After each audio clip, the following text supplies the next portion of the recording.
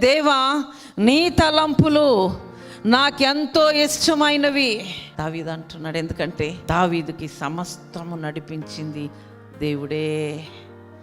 ఒక్కసారి నీ జీవితాన్ని దేవుడి చేతిలో పెట్టు. నీ జీవితాన్ని తీసుకొచ్చి ఆయన చేతిలో పెట్టి చూడు. అయ్యా నా జీవితం ఇదిగో నీ చేతిలో పెడుతున్నా. ఇక వదిలే. ఒక స్టూడెంట్ ఒక టీచర్ చేతిలో ఒక టీచర్ కింద చదువుతాడు. ఆ టీచర్ ఏ చెప్తే అదే. ఆ తర్వాత వాళ్ళ అమ్మ ఒకవేళ టీచర్ అయినా చెప్పినా వినరు. నీకేం తెలుసు అమ్మా అంటారు. వాళ్ళ అమ్మ కూడా టీచరే. కానీ స్కూల్లో చెప్పిన ఆ టీచరే తన గురి అంటే నమ్మాడు టీచర్ని.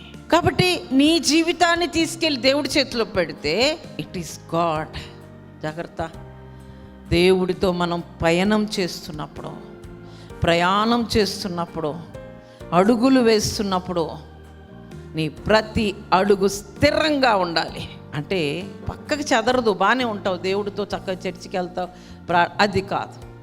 నీ క్రియలు, నీ పనులు, నీ పద్ధతులు, నీ వ్యవహారాలు, నీ ఊహలు, నీ నిజాయితీ, నీ నీతి, ఇవన్నీ కూడా యాడ్ అవుతాయి. జాగ్రత్త.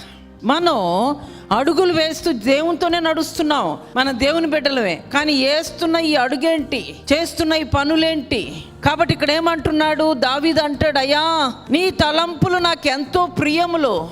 So be careful. మనం చేసే ప్రతి పని దేవుడు చాలా జాగ్రత్తగా చూస్తాడు అని నా ఉద్దేశం. ఇక్కడ అందుకే అంటున్నాడు, let us give our life to God, then he will lead us. ఆయన మనల్ని నడిపిస్తాడు. ఎందుకంటే ఆయన ఆలోచనలు చాలా అమూల్యమైనవి. ఇక్కడ దావీదు అంటున్నాడు, దేవా నీ కృప ఎంత అమూల్యమైనది.